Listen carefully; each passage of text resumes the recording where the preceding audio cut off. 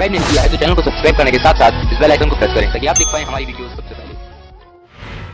सत्संग की आधी घड़ी तब के वर्ष हजार, तो भी बराबर है नहीं कहे कबीर विचार। हमने जन्म मृत्यु के रोग को समाप्त करवाना है,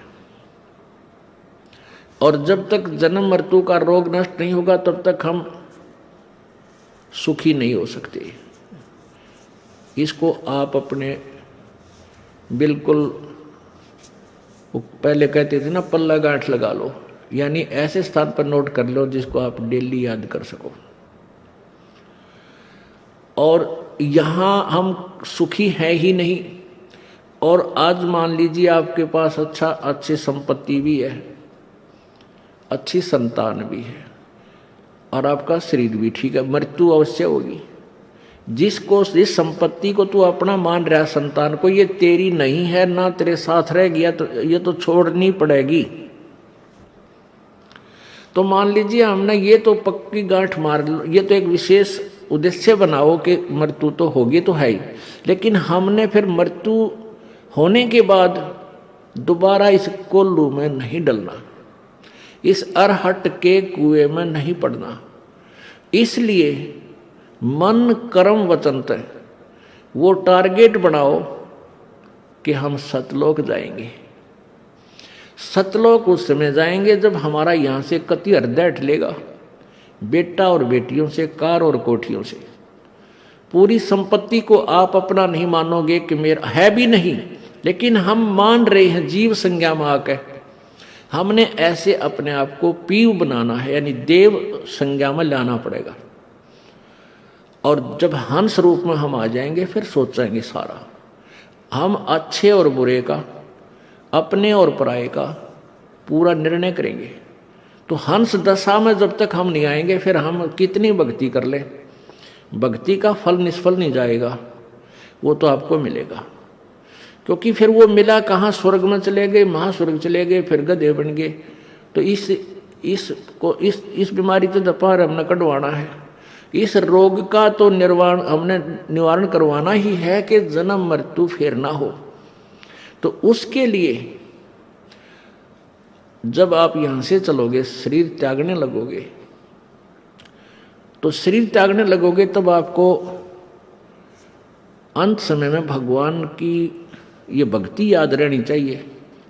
और भक्ति के साथ, सिमरन के साथ साथ टारगेट ये वो दृढ़ रहना चाहिए। उसमें कोई बेटे और पोते में, संतान और संपत्ति में, सपने में भी आस नहीं रहे तुम्हारी। आपके साथ कई बार बनेगी, एक दो बार, जो भगवान आपको तैयारी करवाएगा वहां चलने की, या तो स्वप्न में होगा या वैसे झटका आपको हल्का सा कोई देगा भगवान। तो आपकी पहचान, जब उसमें आपकी पहचान होगी कि आप विचलित होते हो या इसको याद रखते हो। कोई दुर्घटना आती है हल्की सी, उसमें एक तने को हायरी मां मर गया, एक अपना सुमरण करे, ये बंदी छोड़, फिर सांस के सिमरण पा जा। या स्वप्न में कोई बात ऐसी घटना घट जाती है जैसे इसे बूढ़े बूढ़ी शकल के दिखने लग जा, तो उसमें किसको याद करते हो आप?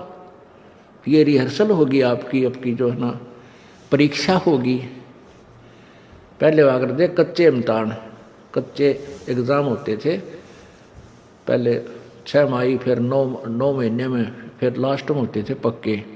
तो 1-2 आपका कच्चा एग्ज़ाम भी परमात्मा लेगा ताकि आप कितने नंबर प्राप्त कर सकते हो। तो उसके बाद फिर आपने सावधान रहना, पक्का में फेल नहीं होना, फिर पक्के फेल हो जाओगे। तो हमने भी इन बातों को, परमात्मा कहते हैं, मौला बैठा मोर्चे और देखे जन की भेड़े, 12 कोट यम किंकर जहां एक नाम की खैड़। परमात्मा आपको देख रहा है, आप जिस मोर्चे में, युद्ध में, जिस लड़ाई में आप लड़ रहे हो, आप यहाँ अज्ञान के साथ ज्ञान से लड़ रहे हो और काल के साथ लड़ रहे हो। जब आपके ऊपर आपत्ति आवे, कहते हैं 12 करोड़ यम के दूत भी आपको आकर घेर लें तो उस समय आप किसको याद करोगे? सिमरण करना श्वास का।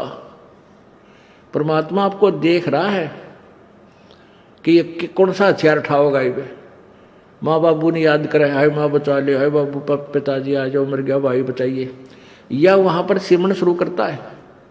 कहते हैं 12 कोट यम किंकर जहां, वहां एक नाम की खैड़, एक श्वास का सिमरण कर देने का उनका ऐसी टक्कर, खैड़ माने टक्कर, जैसे टक्कर मार दी तगड़े व्यक्ति ने, बोधा आदमी दूर जाकर पड़ा है पशु, तो ऐसे कहते एक नाम के श्वास के सिमरण की जो टक्कर होगी, जो चोट होगी, वह उन 12 करोड़ में फालतू रहेगी।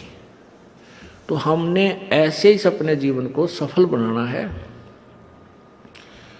तो परमात्मा कहते हैं ये बातें कहन सुन की ना भाई कर पाड़ने की।